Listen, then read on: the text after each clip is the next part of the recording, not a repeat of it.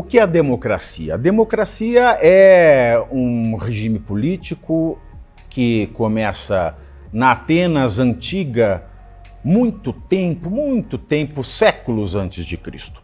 Lá, todos os cidadãos atenienses praticavam a democracia. Todos os cidadãos atenienses, na praça pública, eles deliberavam sobre a administração da coisa pública e também da vida pública e também da vida dos particulares inseridos nessa cidade-estado. Todos os cidadãos faziam isso, todos os cidadãos votavam, todos os cidadãos revezavam a administração da coisa pública. Todos os cidadãos, mas eu ouvi dizer que um monte de gente não entrava, mulher não entrava.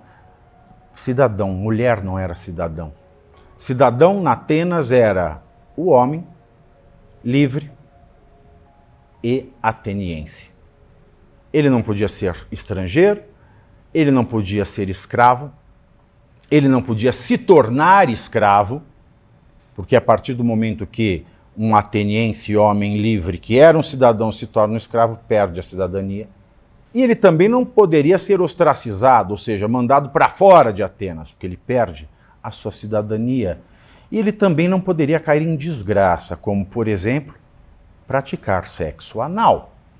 Se um cidadão ateniense fosse pego fazendo sexo anal na posição passiva, ele perdia a sua cidadania. Mulheres, é claro, não eram cidadãs, porque a mulher, ao longo da história, ela tem uma desgraça que paira sobre a sua cabeça. Ao longo da história, ela é tratada como coisa.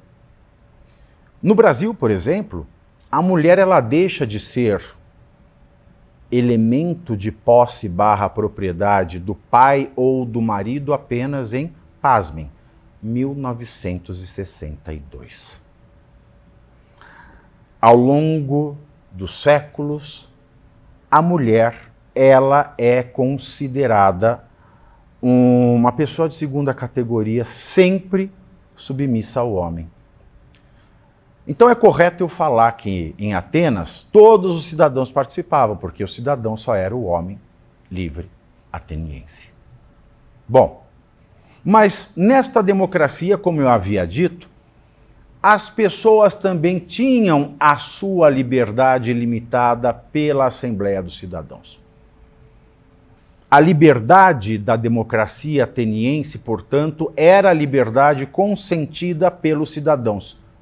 Homens atenienses, livres, não desgraçados, não ostracizados, e eles entendiam que a liberdade era isso, porque não fosse isso, não haveria liberdade. A individualidade, ela estava apequenada pelas decisões da coletividade dos cidadãos. Bom, essa ideia de democracia não vingou. O grande fato é que esta ideia de democracia que não vingou, que era altamente excludente, ela volta, ela é ressuscitada um pouquinho no pensamento marxista, quase 2000 anos depois. Mas nós não podemos falar que a democracia ateniense é um modelo para o que nós chamamos de democracia hoje. O que nós chamamos de democracia hoje vem de um processo bastante moderno, aliás, é fruto do pensamento liberal. Um pensamento que nasce e que se fortalece na história com a Revolução Francesa. A democracia de hoje, ela guarda daquela democracia ateniense pouquíssima coisa. Eu posso dizer que ela guarda apenas o voto e a rotatividade nos cargos de administração da coisa pública, nada mais. A democracia de hoje em nada se compara com a democracia dos gregos não, dos atenienses. A democracia de hoje, ela é fruto do reconhecimento da divindade das pessoas. E a divindade das pessoas, ela é fruto da filosofia cristã. A filosofia cristã que começa com Paulo apóstolo, Paulo de Tarso, que antes se chamava Saulo, e se converteu ao cristianismo depois de encontrar na estrada de Damasco com a figura de Cristo ressurreto, porque Paulo apóstolo nunca foi apóstolo de Jesus. Ele só conhece Jesus depois que Jesus morreu e ressuscitou. Ele nunca fez parte dos 12 apóstolos. Ele conhece os 11 apóstolos, 11 porque Judas Iscariotes, o traidor, já havia tirado a sua vida depois da ressurreição. E é Paulo de Tarso, talvez porque seja Paulo de Tarso o único que sabia escrever e sabia escrever através do sistema filosófico de Platão, porque Paulo, apóstolo, foi educado pelo método de ensino grego. Ele fazia parte dos judeus da diáspora, eram judeus helenizados, todos da família de Paulo, um profundo conhecedor da Torá e um profundo conhecedor da filosofia grega. Paulo de Tarso, ele sistematiza a filosofia cristã. A filosofia cristã que foi tão malversada por tanto tempo, mas que, através dos textos puros de Paulo de Tarso, em grego koiné, que é o grego arcaico, os quais eu tive o prazer de ler, esta filosofia, esse pensamento cristão, que depois casado com a leitura dos evangelhos, que são escritos depois das cartas de Paulo de Tarso, diga-se de passagem, e essa cronologia das coisas se dá por datação dos textos, seja pelos documentos mais antigos encontrados, examinados através do carbono 14, e também do estilo de linguagem e de escrita que se analisa em cada época, ou seja, o que se escrevia 50 anos atrás é diferente de um mesmo texto que seria escrito 50 anos depois. E isso se examina pela contextualização com outros textos contemporâneos. Então, tranquilamente se pode afirmar com toda certeza que as cartas de Paulo apóstolo são os primeiros textos do Novo Testamento. E depois vêm os evangelhos. Então, as leituras desses textos originais no grego arcaico, elas são muito bem examinadas pelos padres da igreja, especialmente Santo Agostinho e São Tomás de Aquino. E por que eu digo que a pessoa se torna divina, a pessoa se torna importante, a pessoa se torna acima de qualquer convenção de uma assembleia como era feita na democracia lá em Atenas, a partir da teoria cristã? Porque é através da teoria cristã que, primeiro, Deus, ele deixa de ser somente o Criador. Deus, com a filosofia cristã, deixa de ser o pai somente de um povo, ou Deus deixa de ter apenas um povo escolhido. Deus é criador de tudo e pai de todos a partir da filosofia cristã, e não existe povo escolhido. O Deus, a partir da filosofia cristã, ele é universal, coisa que nunca foi antes na história do mundo. E, mais do que isso, o processo da hipóstase. O que é isso? Deus se faz homem e mostra à humanidade que em cada um de nós existe Deus. Esta figura que é a essencial para a formatação da democracia nos dias de hoje, para o pensamento filosófico, para o liberalismo, ela é reforçada com a imagem do Espírito Santo. O Espírito Santo, que é Deus, e desce nos apóstolos e está disponível a descer em todos os homens e mulheres do mundo. Isso mostra que em cada um de nós há um pouco de Deus. Dito isso, é importante nós lembrarmos da teologia de Santo Agostinho, que começa a refletir sobre qual é a forma de Deus. O que Deus faz? Como Deus parece? O que Deus gosta? O que Deus quer? O que Deus determina para a eternidade? Como é que eu posso descrever a Deus?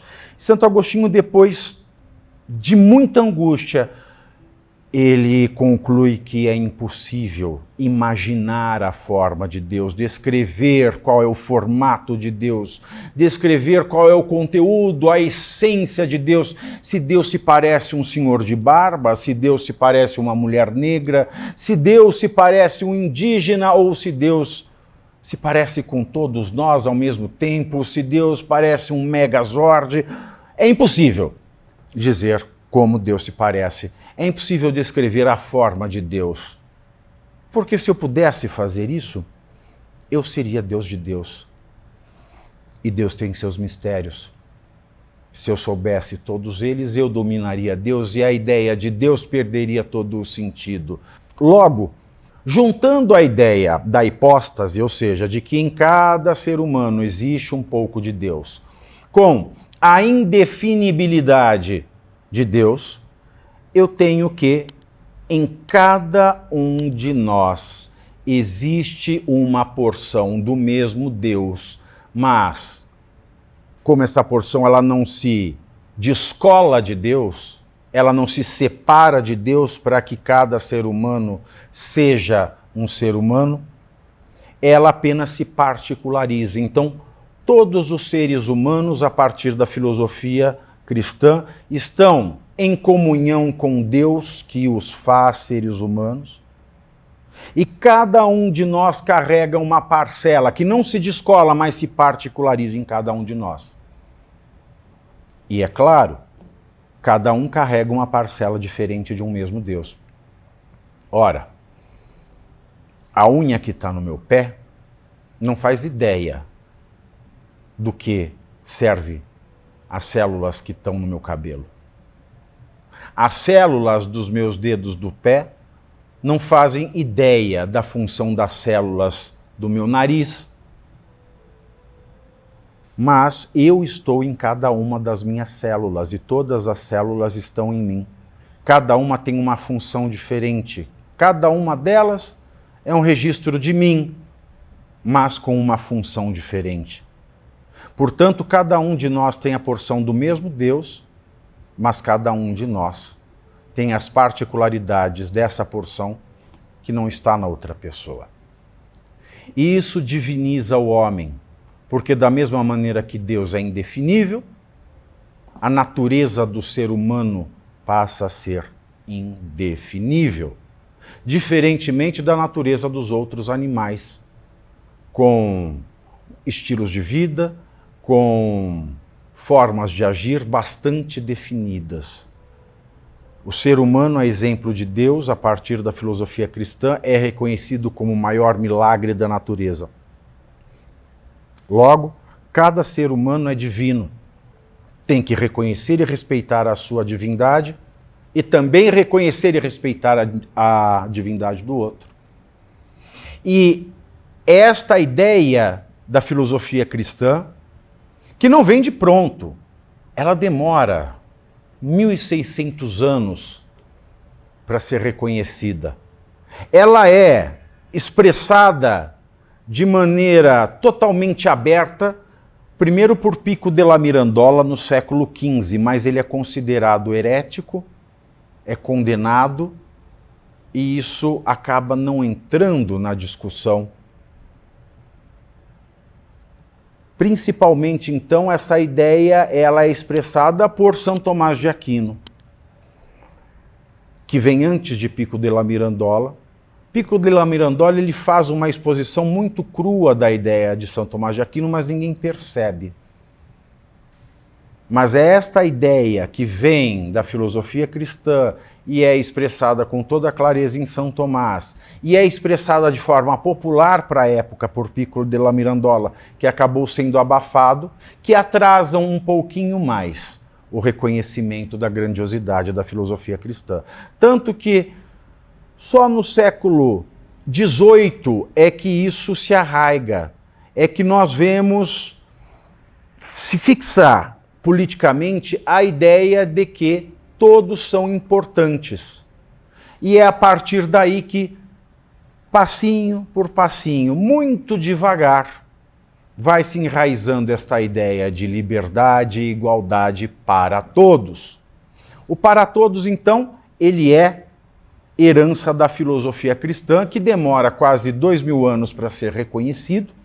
Veja, como Cristo sempre esteve entre nós, mas muitos de nós, aliás, a grande maioria, não foi capaz de ouvir a sua voz.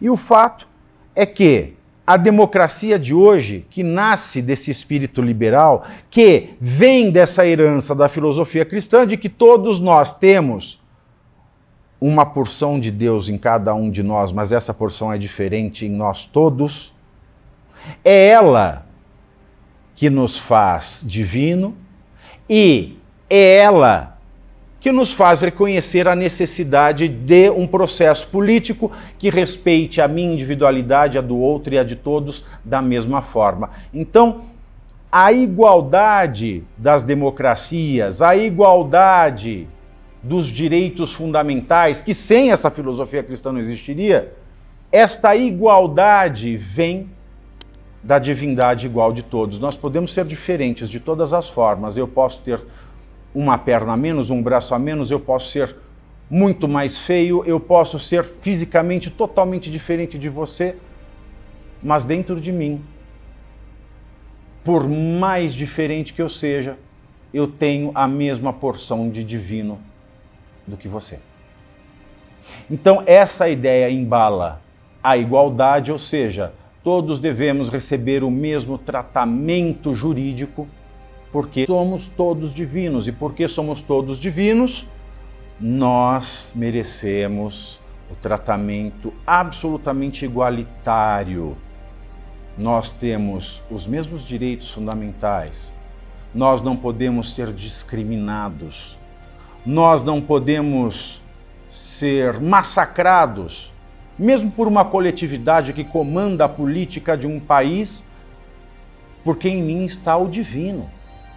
Essa coletividade seria deicida, seria assassina de Deus. Então é esse espírito liberal que acende a chama da democracia moderna. Logo, a democracia moderna, ela reconhece a igualdade de todos, especialmente dentro dos tribunais. Porque o Estado interfere na nossa vida através do direito. E é no direito que nós somos iguais. E, uma vez que somos divinos, nós devemos ser livres, porque Deus é livre. Aquele que quer negar liberdade a Deus é o diabo. E se você não é o diabo, você deve reconhecer que todos aqueles que têm a porção de Deus são livres. Liberdade e igualdade, portanto, são os dois ideais, os dois mandamentos da democracia moderna. A liberdade da democracia ateniense não era liberdade, ela era um acordo de conveniência. Porque nenhum cidadão ateniense, por mais importante que ele fosse, era divino. Na democracia moderna, vale a divindade de todos os seres humanos da face da Terra.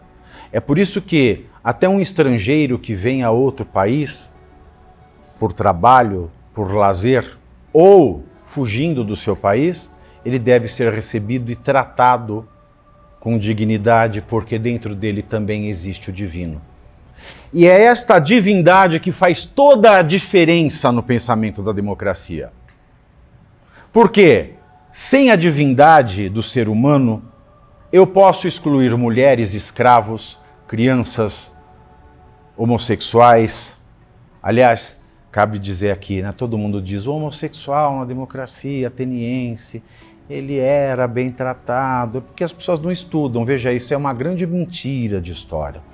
O que acontecia é que, até os 14 anos incompletos, o menino não era considerado homem. Ele era do sexo masculino, mas não era considerado homem. Então, o tutor que quisesse fazer sexo ativo, o tutor era o ativo, o pupilo era o passivo. Podia. Mas a partir do momento em que o menino completa 14 anos, ele é homem. Então ele não pode mais. E se um homem pratica o sexo anal, passivo, ele é excluído. A divindade não aceita exclusões. A divindade não aceita exclusões. Logo, a democracia ateniense, a não ser o voto e a rotatividade da administração da coisa pública, não tem nada a ver com a nossa, porque a nossa é uma democracia baseada na divindade do ser humano. E a divindade do ser humano requer tratamento igualitário, ou seja, crianças têm direitos, mulheres têm direitos, homens têm direitos. Não existem escravos. Como é que se pode escravizar Deus? Não existem discriminados. Como é que se pode discriminar Deus? Como é que se pode discriminar Deus? A divindade, então, ela dá o tom na democracia moderna e é a divindade que exige a igualdade e garante a liberdade.